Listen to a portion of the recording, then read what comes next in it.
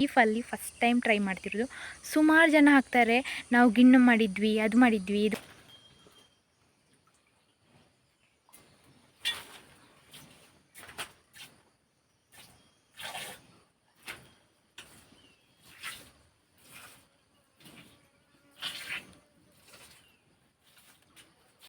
ಯಾಕಂದು ಹಾಲು ಕರೆದಿದ್ದೆಲ್ಲ ಗಿಣ್ಣು ಮಾಡಲಿಕ್ಕೆ ಇನ್ನೊಂದು ದನದ ಹಾಲು ಬೇಕಂದರೆ ನೋಡಿ ಪನ್ನೀರ್ ಆಯಿತು.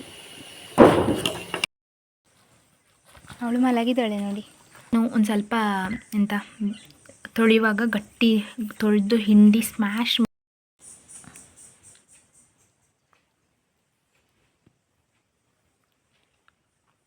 ಅವರಿಬ್ರು ಸಿಕ್ಕಿತ್ತು. ಒಂದು ಇದು ಸಾಧಾರಣ ಹಣ್ಣಾಗಿದೆ, ತುಂಬ ಹಣ್ಣಾಗಲಿಲ್ಲ. ಉಸಿರಾಡ್ತಿದ್ದಾನೆ ಮಾತ್ರ ಪುಣ್ಯಕ್ಕೆ.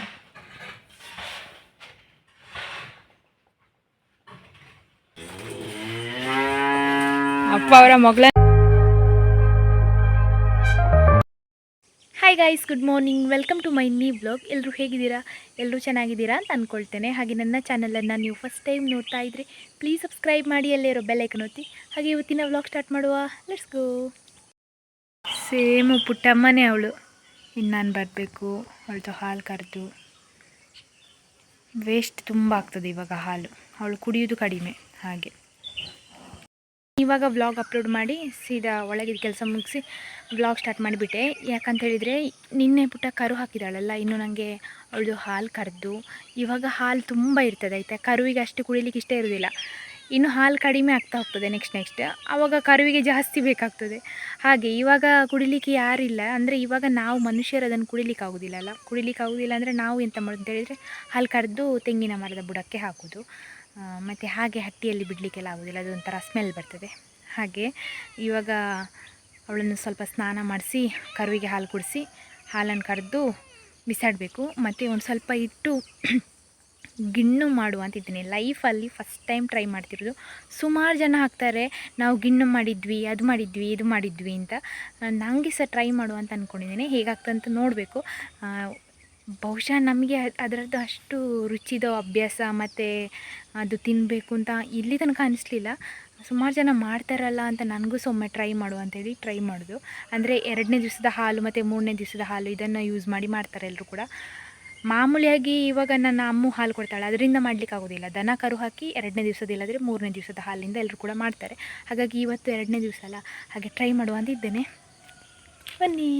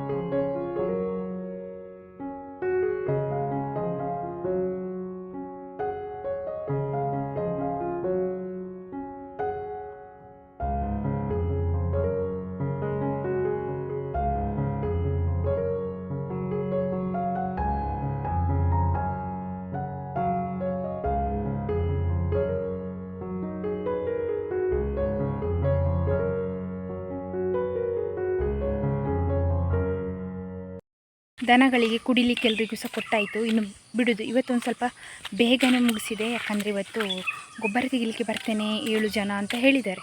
ಹಾಗೆ ಅವರು ಬರುವಾಗ ದನಗಳಿದ್ದು ಅವ್ರಿಗೆ ಕುಡಿಲಿಕ್ಕೆ ಕೊಟ್ಟೆ ಇರದೆ ಹೋಗೋದಿದ್ದರೆ ನನಗೇನೋ ಒಂಥರ ಇರಿಟೇಷನ್ ಆಗ್ತಿರ್ತದೆ. ಹಾಗಾಗಿ ಅವರು ಬರೋಕ್ಕಿಂತ ಮುಂಚೆನೇ ಹಟ್ಟಿ ಖಾಲಿಯಾಗಿದ್ದರೆ ಅವ್ರು ಬಂದಾಗೆ ಗೊಬ್ಬರ ತೆಗಿಲಿಕ್ಕೆ ಸ್ಟಾರ್ಟ್ ಮಾಡ್ತಾರಲ್ಲ. ಹಾಗೆ ಇನ್ನೊಂದು ದನಗಳನ್ನು ಕರ್ಕೊಂಡು ಹೋಗಬೇಕು.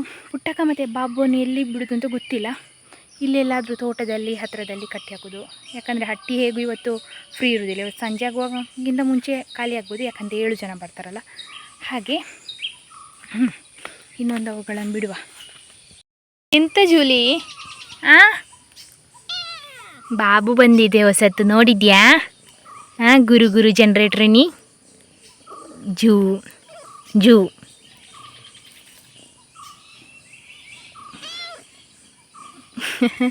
ಎಂತ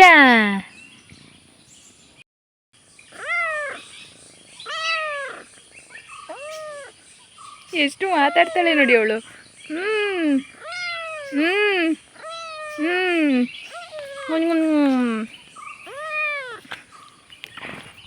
ಅಮ್ಮ ಮತ್ತು ಮಗಳನ್ನು ಇಲ್ಲಿ ಕಟ್ಕೊಂಡು ಬಂದು ಕಟ್ಟಿ ಹಾಕಿದ್ದೇನೆ.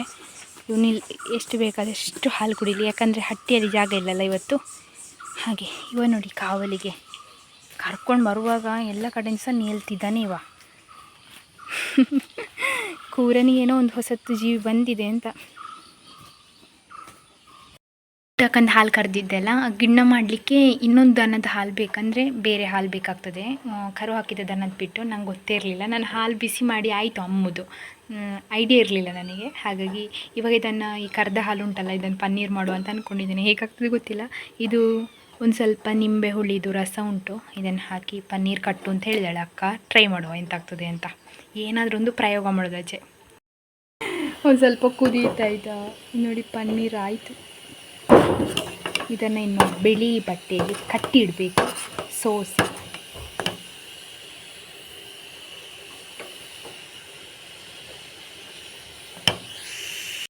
ಇಷ್ಟು ಸಿಕ್ಕಿದ್ದಾಯ್ತು. ನಾನು ತುಂಬ ಹಾಲು ಕರೆದಿರಲಿಲ್ಲ, 1 ಲೀಟ್ರಿಗಿಂತ ಸಹ ತುಂಬ ಕಡಿಮೆ ಇಟ್ಕೊಂಡದ್ದು. ಹಾಗಾಗಿ ಇಷ್ಟು ಪನ್ನೀರಾಗಿದೆ. ಇದು ಚೂರು ಬಿಸಿ ಉಂಟು, ತಣಿಲಿಕ್ಕೆ ಎಂತಂತ ನನಗೂ ಗೊತ್ತಿಲ್ಲ. ಇದು ಅಂತ ಗಟ್ಟಿ ಮಾಡಿ ಚೆಂದ ಮಾಡಿ ಸೋಸಿದೆ, ನೀರೆಲ್ಲ ಹೋಗಿದೆ. ಮತ್ತು ಏನಂತ ಹೇಳಿದ್ರೆ ಇದ್ರ ಮೇಲೆ ಕಲ್ಲಿಡಬೇಕಂತೆ. ನನಗೆ ಇಷ್ಟೇ ಗೊತ್ತಿರೋದು, ಹೇಗಾಗ್ತದೆ ಅಂತ ಗೊತ್ತಿಲ್ಲ. ಒಂದು ವೇಳೆ ಸಕ್ಸಸ್ ಆಯಿತು ಅಂತಂದರೆ ಬಿಸಾಡುವ ಹಾಲನ್ನು ಪನ್ನೀರ್ ಮಾಡಿ ಇಟ್ಕೊಳ್ಳುವ ಅಂತ ಇದ್ದೇನೆ. ಪುಟ್ಟಕ್ಕನಿಗೆ ಇದು ಮಟ್ಟಿ ಅನ್ನ ಬೇಯಿಸಿ ಅದಕ್ಕೆ ಉಪ್ಪು ಮತ್ತು 2 ಒಲೆ ತೆಂಗಿನಕಾಯಿ ತುರಿ, ಆಮೇಲೆ ಎಣ್ಣೆ ಮತ್ತು ಅಂತ ಹೇಳಿ ಕಾಳು ಮೆಣಸು ಹಾಕಬೇಕು. ನಾನು 1 2 ಹಾಕಿದ್ದೇನೆ ಅಷ್ಟೇ. ಅವಳು ತಿನ್ನೋದಿಲ್ಲ ಅಂತ ಖಾರಕ್ಕೆ ಪೆಪ್ಪರ್ ಹಾಕಬೇಕು, ಅದು ಅವಳು ತಿನ್ನೋದಿಲ್ಲ. ಅದಕ್ಕೆ ಒಂದು ಸ್ವಲ್ಪ ಹಾಕಿದ್ದೇನೆ, ತುಂಬ ಏನು ಹಾಕಲಿಲ್ಲ. ಹಾಗೆ ಇವಾಗ ನೋಡಿ, ಇವ ಬಂದ. ಅವಳು ಮಲಗಿದ್ದಾಳೆ ನೋಡಿ, ಹಾಲು ಕುಡಿತಿದ್ಲು. ಓಡಾಡೋದು ಬೇಡ ಅಂಥೇಳಿ ಕಟ್ಟಿದ್ದೇನೆ ಅಮ್ಮನಿಗೆ.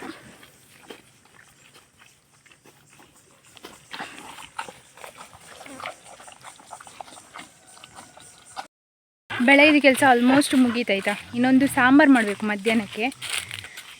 ನನಗೆ ಸಾಕಾಯಿತು. ಇವತ್ತು ಒಂದು ಸ್ವಲ್ಪ ಜಾಸ್ತಿ ಜನ ಇದ್ದಾರೆ, ಅಂದರೆ ಇವತ್ತು ಗೊಬ್ಬರ ತೆಗಿಲಿಕ್ಕೆ 7 ಜನ ಇದ್ದಾರೆ, 8 ಜನ. ಆಮೇಲೆ ನಮ್ಮ ಮೇಸ್ತ್ರಿ ಅವರು ಇದ್ದಾರಲ್ಲ, 4 ಜನ. ಹಾಗಾಗಿ ಅವರಿಗೆ ತಿಂಡಿ ಮಾಡಿ ಕೊಟ್ಟು ನಾನು ತಿಂದು ಅಂದರೆ 2 ಅವರಿಗೆ ಸಹ ಸಪ್ರೇಟ್ ಕೊಡಬೇಕು. ಹಾಗಾಗಿ ಅದೆಲ್ಲ ಮಾಡಿಟ್ಟು ಇವಾಗ ದನಗಳ ಹತ್ರ ಬಂದೆ. ನನಗೆ ಇಲ್ಲಿ ತನಕ ಉಸಿರು ತಗೊಳ್ಳೋಷ್ಟು ಸಹ ಪುರ್ಸೊತ್ತಿರಲಿಲ್ಲ, ಹಾಗೆ ಸ್ವಲ್ಪ ಬ್ಯುಸಿ ಇದ್ದೆ. ಈಗ ದನಗಳನ್ನು ಬದಲಿಸಿ ಹೋಗುವ ಅಂತ. ಮತ್ತು ಎಂತಂತ ಹೇಳಿದರೆ, ನಾನು ಗಿಣ್ಣು ಮಾಡಬೇಕು ಅಂತಿದ್ದೆಲ್ಲ, ಅದು ನಾಳೆ ಮಾಡ್ತೇನೆ ಆಯಿತಾ. ನಾಳೆಗೆ 3ನೇ ದಿವಸ ಅಲ್ಲ, ನಾಳೆ ಮಾಡ್ತೇನೆ. ಯಾಕಂತೇಳಿದರೆ ಅದಕ್ಕೆ ಒಂದು ದನ ಕರು ಹಾಕಿದ್ದರದ್ದು ಹಾಲು ಬೇಕು, ಅಂದರೆ 11 ದಿವಸದ ಒಳಗಿದ್ದು. ಇನ್ನೊಂದು ದಪ್ಪ ಹಾಲು ಬೇಕಂತೆ. ಸೊ ನನಗೆ ಗೊತ್ತಿರಲಿಲ್ಲ. ದಪ್ಪ ಹಾಲು ಇತ್ತು, ನಮ್ಮ ಅಮ್ಮದು ಉಂಟಲ್ಲ, ಅಮ್ಮಗೆ ಇವಾಗ 1.5-2 ಲೀಟ್ರ್ ಅಷ್ಟೇ ಹಾಲು ಸಿಗೋದು. ಸೊ ಅದು ದಪ್ಪ ಹಾಲಿತ್ತು. ನಾನು ನೋಡುವಷ್ಟರಲ್ಲಿ ನನಗೆ ಗಿಣ್ಣು ಹೇಗೆ ಮಾಡು ಅಂತ ನೋಡುವಷ್ಟರಲ್ಲಿ ಅದನ್ನು ಬಿಸಿ ಮಾಡಿಟ್ಟಿದ್ದೆ. ಹಾಗಾಗಿ ಪುಟ್ಟಕ್ಕಂದು ಹಾಲು ಕರೆದಿತ್ತಲ್ಲ, ಅದನ್ನು ಪನ್ನೀರ್ ಮಾಡಿದ್ದೆ. ಪನ್ನೀರ್ ಆಯಿತು, ಚೆಂದ ಆಯಿತು. ನಾನು ಟೇಸ್ಟೆಲ್ಲ ಮಾಡಿ ನೋಡಿದೆ, ಚೆಂದ ಆಯಿತು. ಸ್ವಲ್ಪನೇ ಇದ್ದದು, ಒಂದು 3/4 ಲೀಟ್ರ್ ಹಾಲಿತ್ತು ಅಷ್ಟೇ. ಹಾಗಾಗಿ ಚೂರೇ ಆಗಿದೆ. ಮತ್ತು ಉಳಿದದ್ದನ್ನು ನಾನು ಮಾಡ್ಬೋದಿತ್ತು, ಬಟ್ ನೋಡೋಣ, ನಾಳೆಗೆಲ್ಲ ಹಾಲು ಸಿಗ್ತದಲ್ಲ ನನಗೆ, ಅದದು ಮಾಡುವ. ಈಗ ಇವರನ್ನೊಂದು ಬದಲಿಸಿ ಹೋಗುವ. ಇವಳು ಆವಾಗದಿಂದ ಕುಟ್ಟುತ್ತಿದ್ದಾಳೆ ನನಗೆ, ಬಿಡಿಸು ಅಂತ. ದನಗಳನ್ನು ಬದಲಿಸಿ ಆಯಿತು. ನಮ್ಮ ವಿಷ್ಣು ಕೈಯಲ್ಲಿದ್ದಾನೆ ಅಂತ ಗೊತ್ತಿಲ್ಲ, ಹೋಗಿ ನೋಡಬೇಕಷ್ಟೇ. ಮತ್ತು ನಿನ್ನೆ ನಾನು ಹೇಳಿದ್ದೆ, ಪುಟ್ಟಕ್ಕ ನಾನು ಕೊಡ್ಬೋದು ಅಂತ ಅನಿಸ್ತದೆ ಅಂತ. ಕೊಡ್ತಾರೆ, ನಾನು ಮುಂಚೆ ಕೂಡ ಹೇಳಿದ್ದೆ ನಿಮ್ಮ ಹತ್ರ. ಏನಂತ ಹೇಳಿದರೆ, ನಮ್ಮ ಮನೆಯಲ್ಲಿ ಎಲ್ಲ ಡಿಸಿಷನ್ ಕೂಡ ಅಪ್ಪನೇ ತಗೊಳ್ಳೋದು. ಹಾಗಾಗಿ ನಾನು ಅದರಲ್ಲಿ ಇಂಟರ್ಫಿಯರ್ ಆಗಲಿಕ್ಕಿಲ್ಲ ಯಾವತ್ತೂ ಕೂಡ. ಸೊ ಅವರು ಏನಾದರೂ ಡಿಸಿಷನ್ ತಗೊಳ್ಳೋದಾದರೆ ತುಂಬ ಕ್ಯಾಲ್ಕುಲೇಟಿವ್ ಆಗಿ, ಪ್ರಾಕ್ಟಿಕಲಾಗಿ ಥಿಂಕ್ ಮಾಡಿ ತಗೊಳ್ತಾರೆ. ಅಂದರೆ ಈಗ ಅವಳನ್ನು ಕೊಟ್ಟರೆ ಇಷ್ಟು ಹಣ ಸಿಗ್ಬೋದು ಅಂತ ಅವ್ರದ್ದು ಮಂಡೇಲಿ ಎಲ್ಲ ಫಿಕ್ಸ್ ಆಗಿದೆ. ಹಾಗಾಗಿ ನಾನು ಅದನ್ನು ಡೆಫಿನೆಟ್ಲಿಯಾಗಿ ಚೇಂಜ್ ಮಾಡಲಿಕ್ಕಾಗೋದಿಲ್ಲ. ಇವಾಗ ಒಂದು ಕೊಟ್ಟಿಗೆದು ವರ್ಕ್ ಆಗ್ತುಂಟಲ್ಲ, ಅದನ್ನೇ ಮೇಸ್ತ್ರಿ ಅವರಿಗೆ ಅವರ ಅಪ್ಪನ ಮೈಂಡ್ ಸೆಟ್ಟನ್ನು ಚೇಂಜ್ ಮಾಡಲಿಕ್ಕೆ ಎಷ್ಟು ಕಷ್ಟ ಆಗಿದೆ ಅಂತ ಹೇಳಿ ಸುಖ ಇಲ್ಲ. ಅಂದರೆ ಇವಾಗ ಮಾಡರ್ನಾಗಿ ನಮಗೆ ಮೇಲೆ ಶೆಲ್ಫ್ ಎಲ್ಲ ಇಡಬೇಕು, ಅದೆಲ್ಲ ಇಡಬೇಕು ಅಂತ, ಬೇಡ ಮರದ ತುಂಡಿಡುವ ಅಂತ ಹೇಳುವಂಥ ಜನ ನನ್ನ ಅಪ್ಪ. ಹಾಗಾಗಿ ಅವರ 50 ಇಯರ್ಸ್ ಬ್ಯಾಕಲ್ಲಿದ್ದಾರೆ ಅವರು ಇನ್ನೂ ಕೂಡ ಅಪ್ಡೇಟ್ ಆಗಲಿಲ್ಲ. ಏನೋ ಒಂಚೂರು ಅಪ್ಡೇಟ್ ಆಗಿದ್ದಾರೆ ಅಂತ ಹೇಳಿದರೆ ಇವಾಗ ಫೋನು ಟಿ ವಿ ಎಲ್ಲ ನೋಡಿ ಚೂರು ಅಪ್ಡೇಟ್ ಆಗಿದ್ದಾರೆ ಅಷ್ಟೇ. ಹಾಗಾಗಿ ಅವರನ್ನು ಬದಲಿಸಲಿಕ್ಕೆ ನನ್ನಿಂದ ಸಾಧ್ಯ ಇಲ್ಲ, ಮತ್ತು ಅವರ ಡಿಸಿಷನಲ್ಲಿ ನಾನು ಯಾವತ್ತೂ ಇಂಟರ್ಫಿಯರ್ ಕೂಡ ಆಗೋದಿಲ್ಲ. ಹಾಗೆ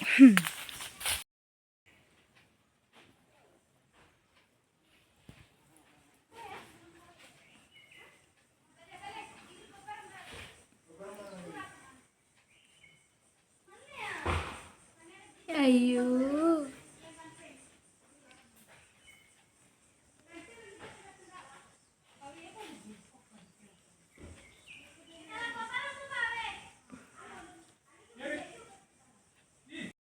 ನೀರು ನೋಡಿ ರೆಡಿ ಆಯಿತು.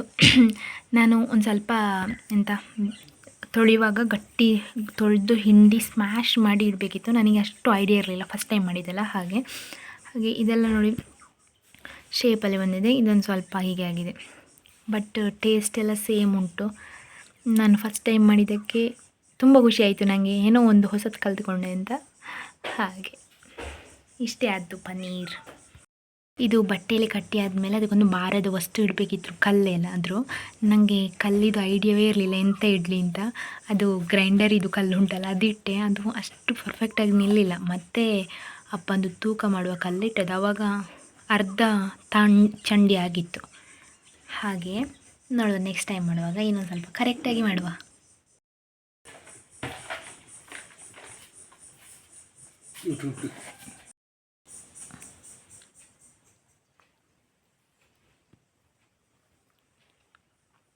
ಅವರಿಬ್ಬರು ಬೇರೆ, ಇವರಿಬ್ಬರು ಬೇರೆ. ಇದು ನೋಡಿ ಜೀಷ್ಣಿನೇ ಗುಂಡಮ್ಮ.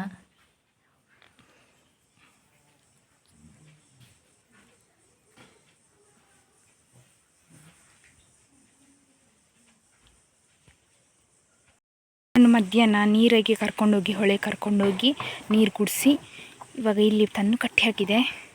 ಇವರುಂಟಲ್ಲ ಅದೊಂದು ಕಾಯಿ ತಿನ್ನಲಿಕ್ಕೇ ಓಡೋದು ಅಂತ. ಇವಾಗ ಇವರು ಮೂವರನ್ನೇ ಬಿಡೋದಲ್ಲ, ಪುಟ್ಟಕ್ಕ ನಾನು ಬಿಡಲಿಕ್ಕಿಲ್ಲ. ಹಾಗೆ ಗೊಬ್ಬರ ತೆಗೆದಾಗಲಿಲ್ಲ, ಇಲ್ಲಾಂದ್ರೆ ಇಷ್ಟೊತ್ತಿಗೆ ಮನೆ ಕರ್ಕೊಂಡು ಹೋಗ್ಬೋದಿತ್ತು. ಹಟ್ಟಿದು ಗೊಬ್ಬರ ಖಾಲಿ ಆಗಲಿಲ್ಲ ಇನ್ನೂ ಕೂಡ. ಯಾರೋ ಇದ್ದಾರೆ, ಸಿನಿ ಅನ್ನಿಸ್ತದೆ. ಅಲ್ಲ ಶನಕ ಹೋಗ್ತಿದ್ದಾನೆ ನೋಡಿ ಅಲ್ಲಿ. ಹೀಗೆ ಕಾಡು ಮೇಡು ಅಲಿಯೋದು ಮತ್ತು ಗಾಯ ಪೆಟ್ಟೆಲ್ಲ ಮಾಡ್ಕೊಂಡು ಬರೋದು.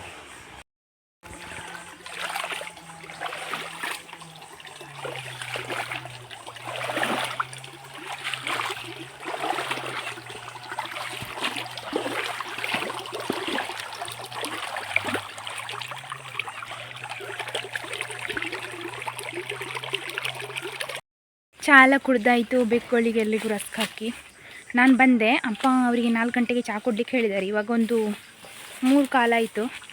ನನಗೊಂದು ಕಟ್ಟ ಹುಲ್ಲು ಮಾಡಿ ನಾನು ಹೋಗಬೇಕು. ಅಪ್ಪ ಚಹಾ ಕೊಡ್ಬೋದು, ಇಲ್ಲಾಂತಂದರೆ ನಾನೇ ಹೋಗಿ ಚಹಾ ಕೊಡಬೇಕಷ್ಟೇ. ಒಂದು ಕಟ್ಟ ಹುಲ್ಲು ಮಾಡಿ ಹೋಗಬೇಕು. ಮತ್ತು ಎಂತಂತ ಹೇಳಿದರೆ ಅದು ಇದುಂಟಲ್ಲ ಪೆಚ್ಚಕಾಯಿ, ಅದು ಇತ್ತು ಮೊನ್ನೆ, ಇವತ್ತು ಉಂಟಾ ಅಂತ ಹೋಗಿ ನೋಡಬೇಕು. ನನಗೆ ಸುಮಾರು ಸಮಯ ಆಯ್ತದೆ ಅಂತ ತಿನ್ನದೆ. ಹಾಗೆ ಅದರ ಮರದ ಹತ್ರ ಹೋಗ್ತಾ ಇದ್ದೀನಿ ನಾನು. ಸಿಕ್ಕಿತ್ತು ಒಂದು, ಇದು ಸಾಧಾರಣ ಹಣ್ಣಾಗಿದೆ, ತುಂಬ ಹಣ್ಣಾಗಲಿಲ್ಲ. ಇದು ಏನೋ ಒಂಥರ ಬೇರೆ ಥರ ಇರ್ತದೆ, ಒಂದು ಸ್ವಲ್ಪ ಹುಳಿ ಜಾಸ್ತಿ ಇರ್ತದೆ, ಸಿಹಿ ಕಡಿಮೆ ಇರ್ತದೆ. ಆದರೂ ನನಗಿಷ್ಟವೇ. ಇನ್ನೆರಡು ಇರ್ತದೆ ಕಾಯಿ, ಅದನ್ನು ತಿನ್ನಲಿಕ್ಕೆ ಆಗೋದಿಲ್ಲಲ್ಲ ಅಂತೇಳಿ ಬಿಟ್ಟು ಬಂದೆ. 4 ಗಂಟೆ ಒಳಗೆ ಹುಲ್ಲು ಆಯಿತು ನನಗೊಂದು ಕಟ್ಟ. ಇದ್ದ ಇವರಿಬ್ಬರು ಕೂಡ ಬಂದರು. ನನಗೆ ಇನ್ನೂ ಹೋಗಿ ಚಹಾ ಕೊಡಬೇಕು ಅವರಿಗೆ. ಇವರಿಬ್ಬರು ಇಲ್ಲಿ ಆಟ ಆಡ್ತಿದ್ದಾರಲ್ಲ, ನಿಮಗೆ ಇನ್ನೊಬ್ಬನನ್ನು ತೋರಿಸ್ತೇನೆ. ಇವನ್ ನೋಡಿ, ಅವಾಗ ಅಲ್ಲಿ ಹೋಗ್ತಿದ್ದಲ್ಲ, ಇವಾಗೊಂದು 3 ಸಲ ಏನೋ ಕರೆದೆ ನಾನು. ಜೀವ ಇಲ್ಲದಾಗೆ ಮಲಗಿದ್ದಾನೆ, ಉಸಿರಾಡ್ತಿದ್ದಾನೆ ಮಾತ್ರ ಪುಣ್ಯಕ್ಕೆ.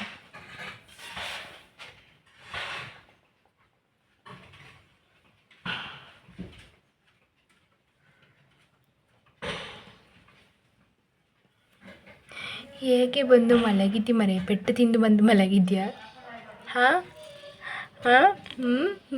ಶುಭಣ್ಣ ಕಿವಿಯಲ್ಲಿ ಇದ್ದಲ್ಲೆಲ್ಲ ಉಣುಗು ಕಚ್ಚಿಸ್ಕೊಂಡು ಬಂದಿದ್ದ ಎಂತ ಕಿವಿಗೆ ಯಾಕೋ ಬೆಂಡು ಥರ ಎಲ್ಲ ಕಡೆ ಇತ್ತು, ಎಲ್ಲ ಕ್ಲೀನ್ ಮಾಡಿ ಬಿಟ್ಟೆ ನಾನು ಅವಾಗ.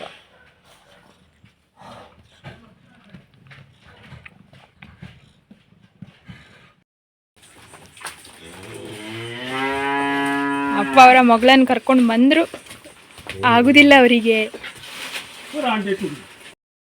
ತೆಗ್ದಾಯಿತು, ಮತ್ತೆ ವಜೆ ಹಾಕಿದ್ದುಂಟು. ಎಲ್ಲರೂ ಕೂತಿದ್ದಾರೆ. ಇವಳು ಪುಟ್ಟಮ್ಮ ಮತ್ತು ಅವಳು ನೋಡಿ ನಮ್ಮ ಚುಬ್ಬ ಮಸಾಲೆ ಕೂತಿದ್ದಾಳೆ. ಎಂತ ಪುಟ್ಟಮ್ಮ ಹೇಳಿ ಸಾಕಾಗಿರ್ಬೋದು. ಇವತ್ತು ಅಪ್ಪನೇ ಬಿಸಿನೀರಲ್ಲೆಲ್ಲ ಸ್ನಾನ ಮಾಡಿಸಿದ್ದು, ನನಗೆ ಒಳ್ಳೆ ಕೆಲಸ ಇತ್ತಲ್ಲ ಹಾಗೆ.